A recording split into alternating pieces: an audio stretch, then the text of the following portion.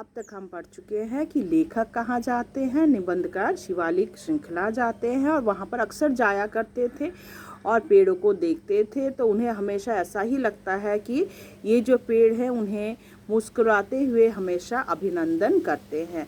तो ये पेड़ को देखकर क्या है, उनके मन में प्रश्न उठता है, आखिर इनका नाम क्या है। दिमाग मन में है मगर क्या है, मुंह पर नहीं आ रहा था। तो कभी कभी ऐसा हो जाता है कि नाम याद नहीं आता, चेहरा तो याद आता है मगर नाम याद नहीं आता। वैसा ही लेखक का हाल हो गया था। बहुत कोशिश करते, याद करते हैं, फिर सोचते नाम में क्या रखा है, किसी भी नाम से तो पुकारा जा सकता है। पर फिर लेखक सोचते हैं कि भाई किसी नाम से पुकारने से तो नहीं होता, नाम ऐसा होता है जिसे समाज से स्वीकृति मिली होती है। ठीक है, नाम से सभी पहचानते हैं, इसीलिए क्या है, हमें उसका जो नाम है उसी नाम से पुकारना चाहिए, कोई भी नाम दे देने से नहीं चलता। तो ये लेखक का मन क्या है, नाम के लिए व्याकुल हो उठता है कि आखिर उस पेड़ का नाम क्या है। नेक्स्ट हम पढ़ेंगे पेज 66 से। इस गिरिकूट बिहारी का नाम क्या है। लेखक के मन में आता कि आखिर इस गिरिकूट बिहारी का नाम क्या है। मन दूर दूर तक उड़ रहा है, जब तक नाम याद नहीं आ रहा है तब तक क्या है, उनके दिमाग में यह बात चलती रहती है। मनोरथ नागामितं विद्यते। फिर सोचते सोचते अचानक उन्हें याद आ जाता है, यह तो कुटज है। फिर उन्हें याद आता है कि इस वृक्ष का नाम क्या है, कुटज है। संस्कृत साहित्य का बहुत परिचित किंतु कवियों द्वारा अपमानित। देखो यह नाम तो काफ़ी परिचित है, संस्कृत साहित्य में क्या है, इस पेड़ का नाम मतलब विख्यात है, लिखा गया है, परिचित है, मगर इसको उतना सम्मान नहीं दिया गया, कवियों ने उन्हें अपमानित किया है। यह छोटा सा शानदार वृक्ष क्या है, कुटज है। उन्हें याद आता है कि इस पेड़ का नाम क्या है, वृक्ष का नाम कुटज है। कुटज कूटज कहा गया होता तो कदाचित ज़्यादा अच्छा होता। तो लेखक को लगता है इसे अगर हम कूटज कहते तो ज़्यादा बेहतर होता, पर नाम इसका चाहे कुटज ही हो, विरुद्ध तो निस्संदेह कूटज होगा। गिरिकूट, गिरिकूट यानी गिरिकूट पर उत्पन्न होने वाले इस वृक्ष को, तो गिरि यानी पर्वत, तो गिरिकूट, गिरिकूट में उत्पन्न होने वाले इस वृक्ष को कुटज कहने में विशेष आनंद मिलता है। तो ये गिरिकूट में उत्पन्न होता है, इसके कारण गिरि यानी पहाड़ में, तो जिसके कारण इसका नाम कुटज पड़ा होगा। बहरहाल यह कूटज कुटज ही है, तो कूटज कुटज एक ही होगा। मनोहर कुसुम स्तवकों से झबराया, मतलब कुसुम मस्तवकों से मतलब फूलों से लदा हुआ। उल्लास लोल चारु स्मित, हमेशा क्या है, हंसता हुआ। जी भर आया, तो उस पेड़ को देखकर, किस पेड़ को, कुटज वृक्ष को देखकर उनका जी भर आया। तो कालिदास ने आषाढ़स्य प्रथम दिवसे, तो कालिदास ने क्या है, उन्होंने एक रचना लिखी थी जिसका नाम है, नाटक जिसका नाम है आषाढ़स्य प्रथम दिवसे।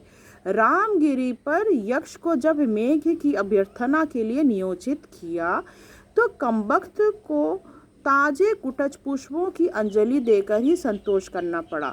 तो रामगिरी पर क्या है, उन्हें और कोई फूल नहीं मिला था, तब क्या है, कुटज का जो फूल है उसको, उससे क्या है, उन्होंने मेघ की अभ्यर्थना की थी। चंपक नहीं तो वहाँ पर कोई भी फूल नहीं मिलता। देखो इतने सारे फूल हैं हमारे जगत में, सैकड़ों फूल हैं, पर रामगिरी में कोई फूल नहीं मिला। ना ही चंपक था, ना ही बकुल के फूल थे, ना ही नीलोत्पल थे, मल्लिका नहीं, अरविंद नहीं, फ़कत कुटज के फूल। तो वहाँ पर किस फूल से ये क्या गया था, अभ्यर्थना की गई थी, कुटज के फूल से।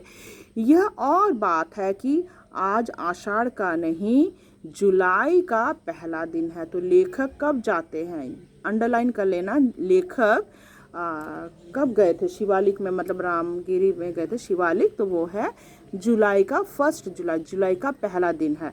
मगर फ़र्क भी कितना है, देखो फ़र्क क्या है, बार बार मन विश्वास करने को उतारू हो जाता है कि यक्ष बहाना मात्र है, कालिदास की कभी शपोनास्तम गमित महिमा, यानी शाप से जिसकी महिमा अंत हो गई होकर रामगिरी पहुँचे थे। तो कालिदास भी जब शाप मुक्त हो जाते हैं तो सबसे पहले वे कहाँ पहुँचे थे? रामगिरी पहुँचे थे। अपने ही हाथों इस कुटज पुष्प का अर्घ्य देकर उन्होंने मेघ की अभ्यर्थना की थी। तो वहाँ पर जब वे शाप मुक्त हो जाते हैं तो सबसे पहले उन्होंने मेघ की अभ्यर्थना की थी। अभ्यर्थना मतलब अंजलि दी थी। किस फूल से? कुटज फूल से। इसीलिए क्या है, शिवालिक की इस अनित्य पर्वत श्रृंखला की भांति रामगिरी पर भी उस समय और कोई फूल नहीं मिला होगा। तो शिवालिक में जैसा है वैसा ही रामगिरी में भी और कोई फूल नहीं मिला, जिसके कारण कालिदास ने कुटज के फूल से ही मेघ की अभ्यर्थना की थी। कुटज ने उनके संतप्त चित्त को सहारा दिया था। उस समय उनका मन बहुत व्याकुल था। तो उस समय क्या है, कुटज फूल, क्योंकि उन्हें अंजलि देना था पर वहाँ कोई फूल नहीं मिल रहा था, जिसके कारण उनका मन काफ़ी व्याकुल था। वहाँ पर कुटज ने ही क्या किया था, उनके मन को सहारा दिया था। बड़भागी फूल है यह। बड़भागी मतलब बहुत ही भाग्य वाला फूल है। धन्य हो कुटज, तुम गाड़े के साथी हो। इसको अंडरलाइन कर लो। तो क्या है, धन्य हो कुटज को क्या कहा गया? वह गाड़े का साथी, यानी बुरे वक्त का साथी है। बुरे वक्त में उसका काम में आया था, इसलिए कहा कि तुम गाड़े के साथी हो, इसीलिए उसे धन्य देते हैं। उत्तर की ओर सिर उठाकर देखता हूँ, सुदूर तक ऊंची काली पर्वत श्रृंखला छाई हुई है। दूर दूर तक काली श्रृंखला छाई हुई है, पर्वत श्रृंखला छाई हुई है, और एक आध सफ़ेद बादल के बच्चे उससे लिपटे खेल रहे हैं। तो वहाँ और कुछ नज़र नहीं आता। कुछ क्या है, बादल जो है बादल नज़र आते हैं और काली काली चट्टानें, और कहीं कहीं क्या है, कुटज के वृक्ष और कुछ झाड़ झंकार नज़र आते हैं। मैं भी इन पुष्पों का अर्घ्य उन्हें चढ़ा दूं। तो लेखक जब आते हैं तो उन्हें भी ऐसा लगता है क्यों ना मैं भी कुटज पुष्प से अर्घ्य यानी अंजलि चढ़ा दूं। पर काहे वास्ते? लेकिन बुरा भी क्या है? लेखक सोचते हैं बुरा क्या है, यहाँ और कोई फूल नहीं है, तो मैं भी क्यों ना कुटज को सम्मानित करूं। और वे सोचते हैं कि वे भी थोड़ा मेघे को क्या है, कुटज फूल से सम्मानित करें। आशा करते यहाँ तक समझ में आया होगा। बाकी मैं आपको नेक्स्ट पार्ट यानी 5 में समझाऊंगी। धन्यवाद।